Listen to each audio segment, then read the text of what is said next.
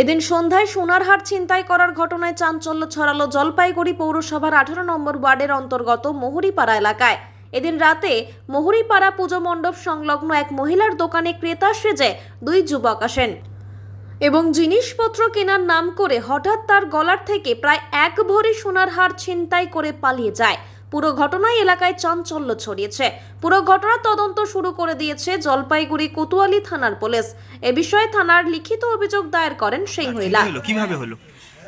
এখানে সিগারেট চাটছিল ছেলে দুটা, আমি সিগারেট দিতে গেলাম, ও ছেলেটা ওখানে বুট পরে উঠলো, আর এইভাবে করে গলা আমি ধরছি, হাত ছুটকে চলে গেল। কি নিয়ে গেছে আপনার গলায় সোনা? হ্যাঁ, কত ওজন হবে? 1 ভরি। 1 ভরি? সে কি ক্রেতা সাজে আসছিল? ভালো দোকানের ক্রেতা সাজে ছিল, ভালো মানে ভদ্র এরকম দেখতে। এটা একটা অবাক করার ঘটনা। অবাকি। তোরটা কি পড়ে আছে?